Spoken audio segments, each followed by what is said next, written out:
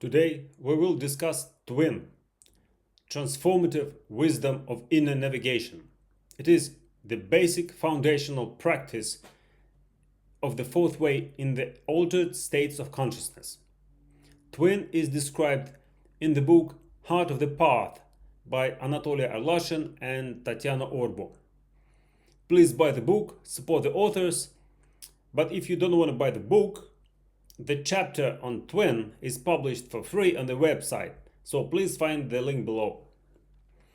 So we were talking about altered states of consciousness. The common understanding of that notion is related to psychedelic drugs such as DMT and psilocybin. However, in this video we will discuss entry into such states without an external stimulant or without any drug. Is it at all possible? Yes, it is. Let me remind you that the central practice of the fourth way is self-remembering. And self-remembering is based on self-observation. People on the fourth way try to observe themselves. They track their actions, their reactions, they track their posture, what they say, what they do, how they do what they do, and how they say what they say. This is an absolute minimum. On the fourth way, we must observe ourselves. Actually, we must do it on any path of spiritual development. If you have decided to change your life and if you have decided to pursue some principles, you must observe yourself to find out if it is working at all. If I am to drive to the city of Bergen, I must pay close attention to the road. Otherwise, I will not get anywhere. The same with development of consciousness. If you want to grow as a sentient being, you must observe yourself. So, just to remind that self-observation and self-remembering, which is something bigger, is the foundation of the fourth way. Of course, there are numerous other exercises. What comes to the mind is the famous Gurdjieff movements or dances. So if you search for the fourth way online, you will find self-remembering and the movements or dances. While I do not have anything against dances or movements, the problem is that a very large and important part of the fourth way, for some reason, remains hidden. So we will talk about this hidden part. The twin practice is the foundational and the elementary practice that people need to start with so that they can go further and expand their ability to work in altered states of consciousness. So the first goal of twin is to teach one how to enter an altered state of consciousness, how to operate in that state, and then how to exit it in a controlled manner. Why is this important? Gurdjieff said, according to a book by P.D. Uspensky, In Search of the Miraculous, that we as human beings, we do not know ourselves and we cannot do, meaning that we cannot make any substantial changes in our lives. This applies only to the normal state of consciousness. But when we shift to the altered state or to the special state of consciousness, there doing becomes possible. This is where magic happens. So the main goal of the twin practice is to teach a person how to turn on this machine that allows oneself to travel to the world of magic and how to do things there. real growth, real growth of being and real growth of essence is only possible in these special states of consciousness. Self-observation is not enough. So that was the first goal. The second goal of Twin is cleaning our mind from negative emotions. If you open the book In Search of the Miraculous, you will read that Gurdjieff mentioned negative emotions many times, saying that they are totally useless, that they have no purpose and they block our development. But there was no details on how to get rid of those negative emotions. Now the book Heart of the Path and the Twin practice fills that gap. So why is it so important?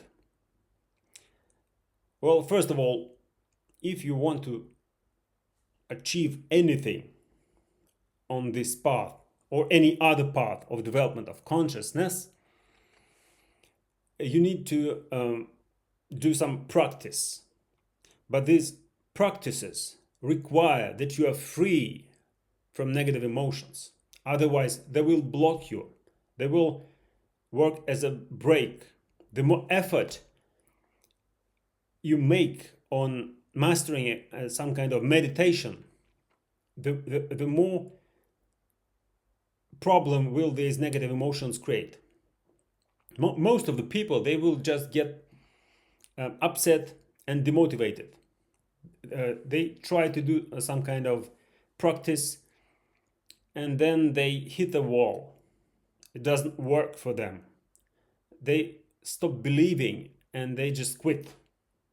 So that's where the majority of people go, and this is lucky for them, because there are certain stubborn people who keep going even though there is resistance. So they keep going, and then they encounter something which is called the Kundalini syndrome. The Kundalini syndrome happens when people want to achieve certain results in meditation and exercise in energetic practices, such as working with Kundalini, without cleaning their minds from negative emotions. Kundalini syndrome is very, very bad psychiatric situation. This term is well known in the modern psychiatry, and believe me, we don't want to go there. So there is such a thing which is called a bad trip. When people take psychedelic drugs, these drugs activate energies that unleash these hidden negative emotions, and people are having a bad time. They're having nightmares. But they know that when the drug wears out, this nightmare will end. But with meditation, there is no drug, so there is no end. So it is much worse to have this kind of bad trip, which is related to meditations. This is a serious risk, and I'm only smiling to keep you positive, because there is nothing funny about it. And it's not only books that I have learned it from. I've heard absolutely terrifying stories. So in order to avoid that, we need to first clean our minds from negative emotions.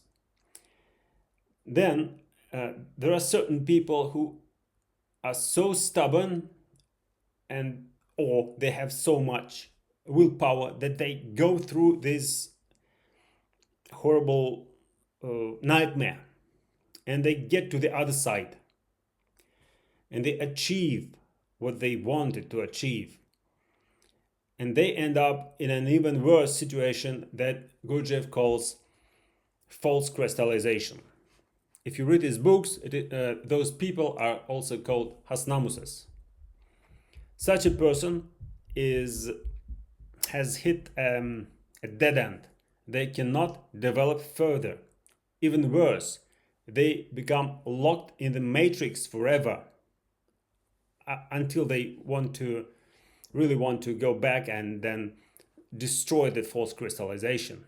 But destroying of false crystallization, according to Gurdjieff, is related to immense suffering.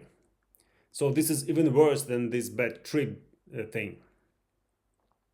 So we need to account for two types of risks, which is Kundalini syndrome that can lead to psychosis, and we need to be aware of that risk of getting false crystallization. But this only concerns very rare people who have enough determination to go through all of this. So in order to succeed in meditation of any kind, we need to get rid of negative emotions. Let me tell you a story of my friend who is a student of Tatiana Orbu, and he was trying to achieve certain results in meditations, and then he sort of hit a wall. He could not go any further. I suppose because of his negative emotions. So Tatiana Orbu told him, "Look, there is a good guided meditation for you. Listen to it attentively, and when the guide says the word now, that's the key. This is where you enter into the special state of consciousness." And he said, "Okay." So he took the meditation. The meditation was called, let me remember, the Now meditation by Rupert Spira. So he was listening to that meditation, and then when Rupert Spira said now, this guy activated with all his intention, all his abilities, and he, as he described it, popped out of this reality and found out that our reality is a simulation of sorts. So our material world is not that material. So he went up, and then he found that even the astral world is a simulation too.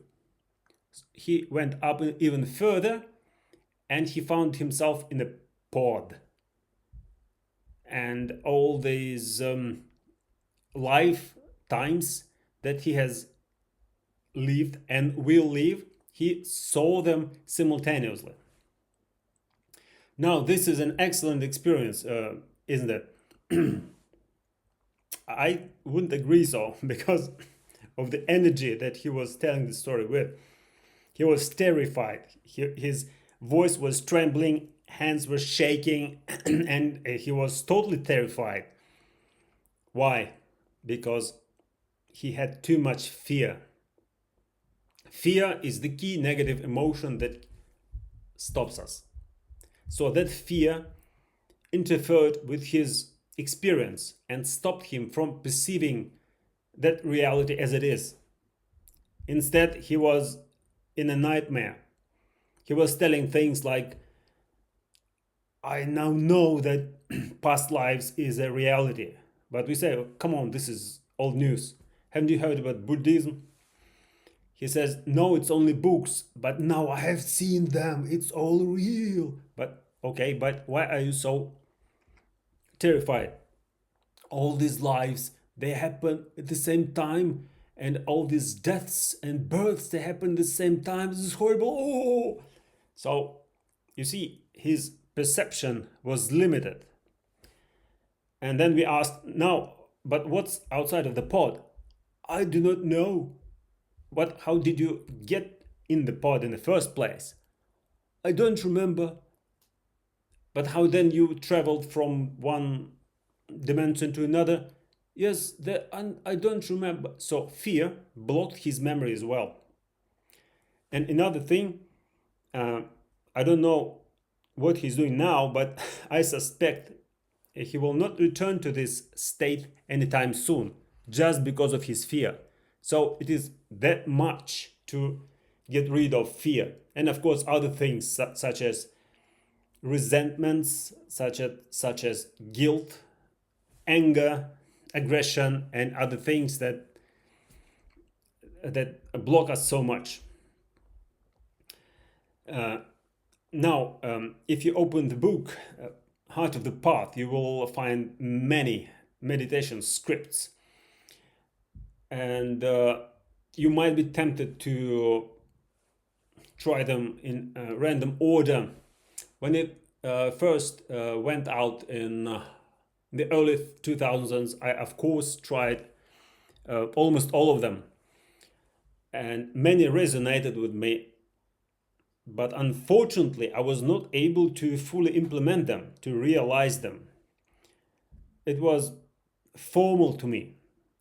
I was not able to enter the magic world. Now I know why. Because I had not mastered twin first.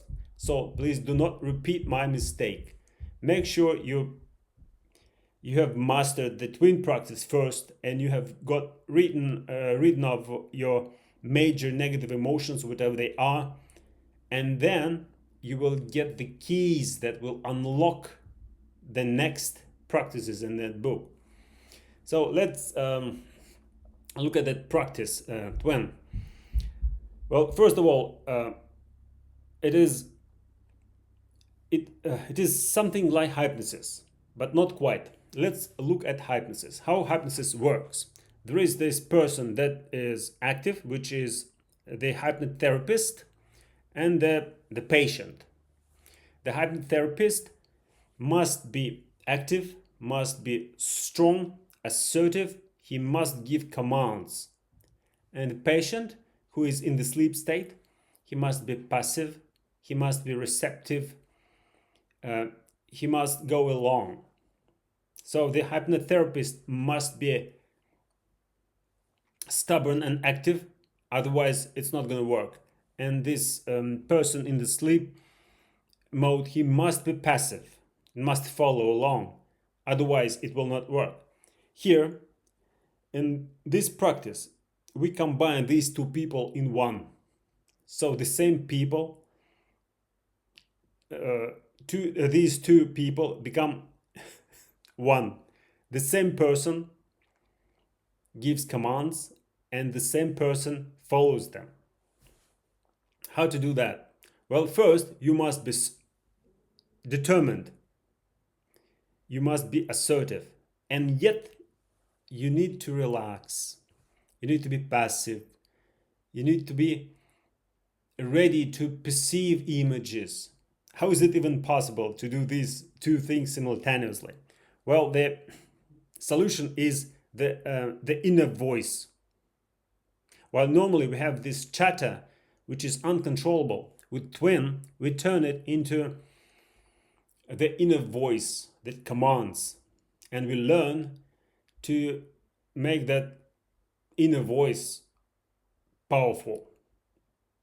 So there is one little part of us that is not asleep, which is strong and active, which gives commands that are impossible to resist, that has this determined intention.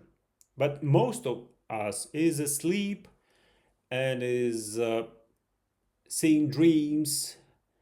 But that little part, which is our inner voice, that leads us through the practice. So this is how it works.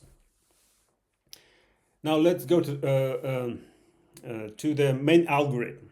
So the main algorithm goes like this. First, we'll go through the relaxation stage, where we prepare our body and our mind for this practice. Then we turn on visualization, and we visualize things. We imagine them in a way. And then we exit this state in a controllable manner, which is probably the most important thing of all. Why? Because we must remember what we have seen. So why visualization? And the point of twin is that, speaking with the terms of the fourth way, we turn off the motor center and we turn down the intellectual center so that only the emotional center is working. And in this state, we are trying to activate the intellectual part of the emotional center. And the emotional center does not understand words, it only understands images. We lead it with words, with simple commands. But once it is activated, it uses images as the internal language. That's why we need to use visualization. Of course, some people complain that they cannot visualize. Well, this is pretty rare, but this happens sometimes. It's okay. If you cannot clearly visualize a picture, for example, a picture of a field, then try to feel the grass with your bare feet. Try to feel the warm wind with your body, the warmth of the sun with your skin, and it will also work. Or some people, they prefer sounds, the sounds of chirping birds, the sound of the wind. This works perfect for them. Maybe the sound of the sea. So that depends on the internal language of the emotional center that works best for you. In the state of immersion, in this altered state of consciousness, when we are seeing a controllable dream, we are doing our work. How we do it?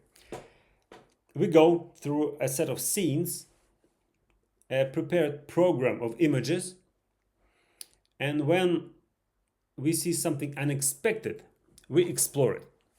If we see an image which is not supposed to be there, it is an indication of a problem or something that you need to pay attention to. So we go through the program, something pops up, and this something is an image that tells us there is a problem. Our next step is to explore that image, to investigate what it means, what kind of negative emotion is hidden behind this image. Once we understood the source of that image, the negative emotion that stands behind it, we go to the reason, to the cause of that emotion. What happened in our past that activated this emotion? What traumatic circumstance, what happened to us in the past that led to this emotion? And then after we have found out what actually happened, we reassess the memory of that situation. And this reassessment has the transformative power. This is where the magic happens. This is where we get rid of the negative emotions that block us. This is where we feel freedom, and this is where we soar. It's when these bad things go away. So let me repeat the algorithm. We go through the program. We see something unexpected, an image. Then we investigate the image and find out what emotion stands behind the image. And then which event caused this emotion. Then we reassess or reevaluate this event or the memory of that event so that we can get free from that negative emotion.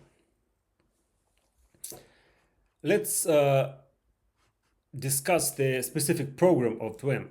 We start in a field. It's a summer field. There is sunlight, there is a blue sky, and it's warm and it's nice, it's beautiful. We feel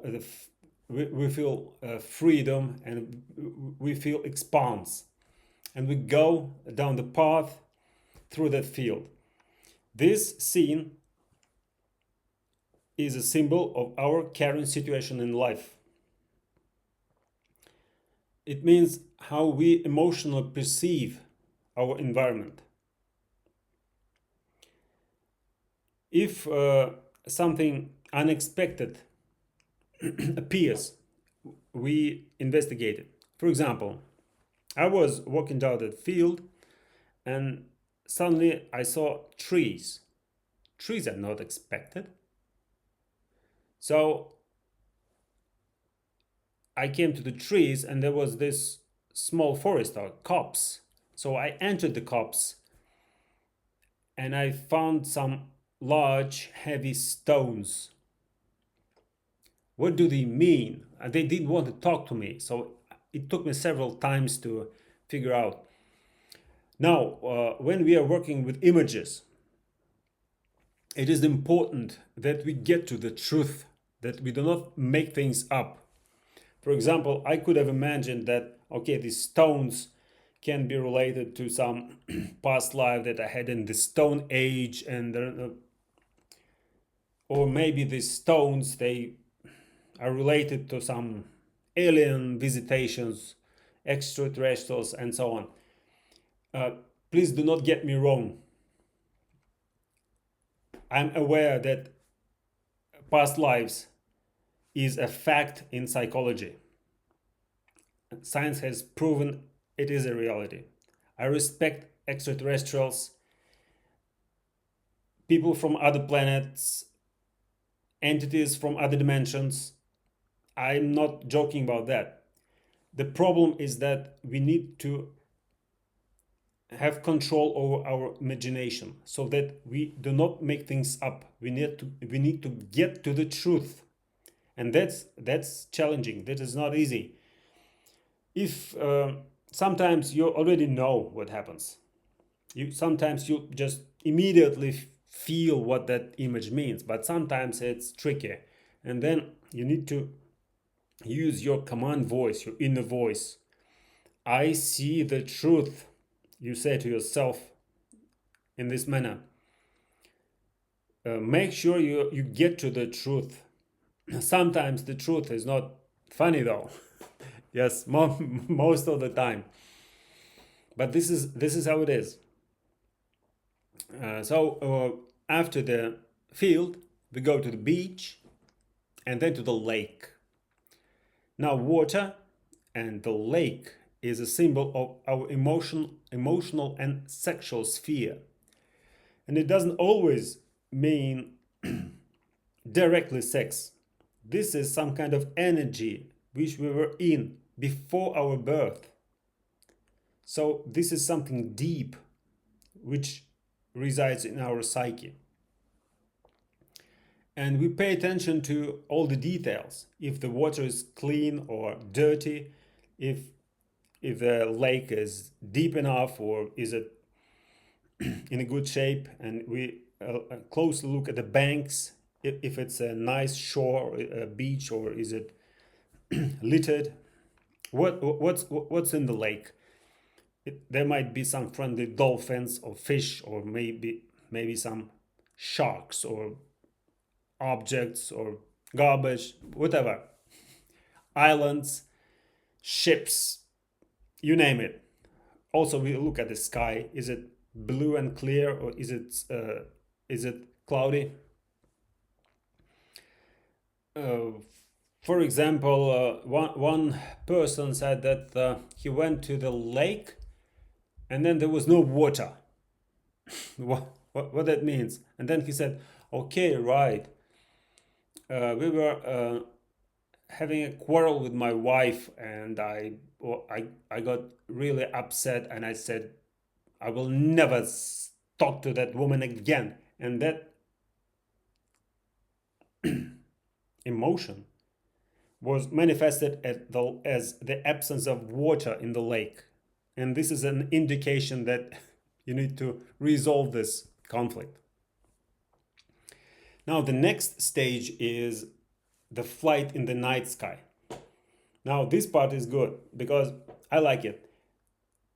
when you are flying in the night sky, try to feel how real this all is, how real this feels. The more real the sense of flight is, the better and the deeper your state is. It's an indication. Then we fly to the bonfire at night.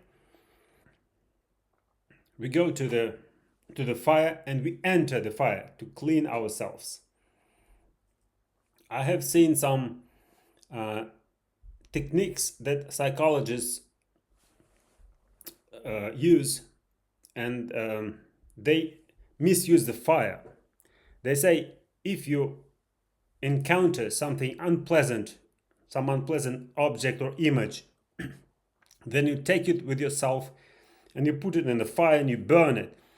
For example, you have some fear, you grab it and you burn it in the fire, and then it will go away. This is a mistake. Do not do that.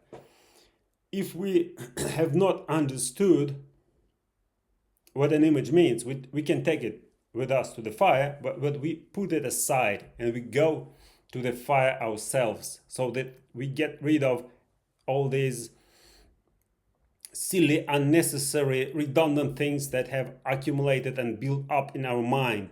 We clean ourselves. In the language of the fourth way, we are trying to listen to the essence. And then we can look at that image with different eyes. Now by the bonfire we meet the saints who we can ask questions. Some people are strongly against religion. I have a friend who was forced to go to the church every Sunday when he was a child, and he hates religion. And of course he cannot see saints by the bonfire, and it is a big problem. The saints represent sacred images that are related to the highest centers in us. So in order to get contact with our own highest centers, we must find something that would be accepted by our emotional center as sacred, as something which is higher than us. If we do not have such an image, our further development is impossible. So we speak to the saints and we ask the questions that we cannot resolve without them. Pay close attention to what the saints say and promise them that you will remember everything they say. After that, we return in a controlled manner and we give ourselves a command to remember everything that we have seen and everything that we have understood. After we have exited the meditation, we must take our journal and write down all the details. We must do it immediately. Do not postpone it. Do it right away. Otherwise, important details will disappear. This is how our memory works. And I must say that keeping a journal is very important. This is not something additional to the technique. It is part of the technique. It is part of the magic. Now, about re-evaluating situations that caused our negative emotions, those traumas that we received in the childhood usually. Sometimes people recall things that they experienced before or during birth, or even in their past lives.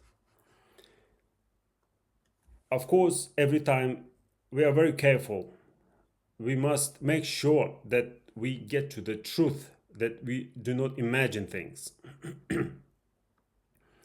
How do we actually do this reassessment? Well, that depends on what the situation is. Most of the traumas are caused by silly, insignificant situations that meant absolutely nothing.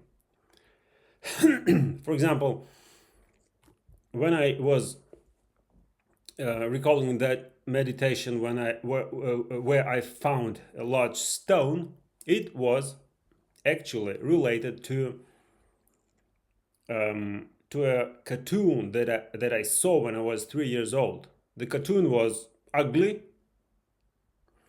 but I perceived it as catastrophic, as horrible, and my life got turned upside down because of that cartoon, which I was not supposed to see when I was 3 years old.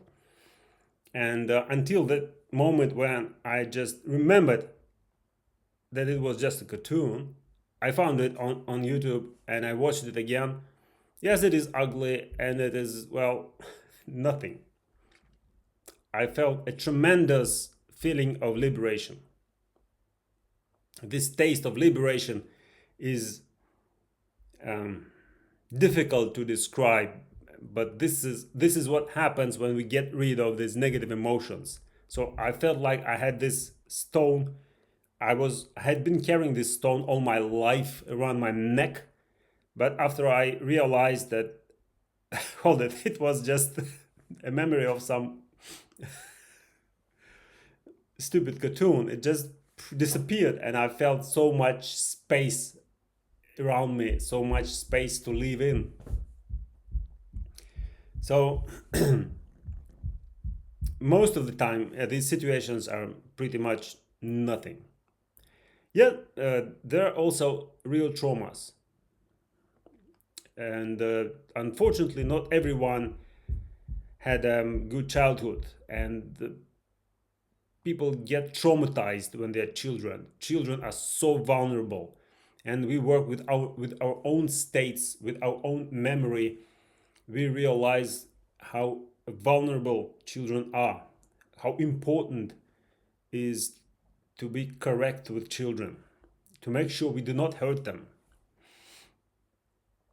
So some situations, they do involve real trauma in the childhood, and these situations are very hard to process. The worse the situation, the deeper one must go in their altered state of consciousness. How to make your state deeper? Well, advice number one: the better you relax, the deeper you go. Make more effort in relaxation, if one can say that at all. Make sure you relax as fully as you can. So when you're relaxing, keep this goal in your head. I'm doing this not because some guy said it on the internet, but to get myself in the deepest state possible, so that I get access to these serious problems. And it is very important to get rid of any anger or resentment. And the key is that we are the source of all the problems that happen to us. Now, the main rule is that we do not change our memory. We do not replay it in another way, so that the trauma didn't happen. We do not pretend it did not happen. We do not try to hide away the memory from us. And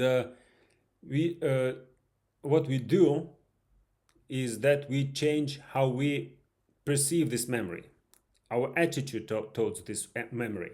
We cannot change past events. We cannot change our memory, but we can change what we feel about it. So that's the core of re-evaluation. Now, in the next video, I'm going to make a narration of the twin meditation. So please forgive my Moscow accent, but it is not important.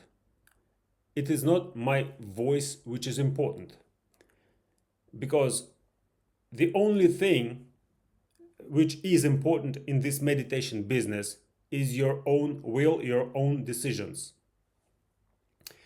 When we learn these guided meditations, we always control our psyche with our own commands. So, when you listen to the audio guided meditation, repeat every command by your own inner voice silently in your head. Make sure that you follow only your own commands. It is only your inner voice that matters. So, see you in the next video where we will practice. In the meantime, get the book, read about twin and other practices, and let's practice.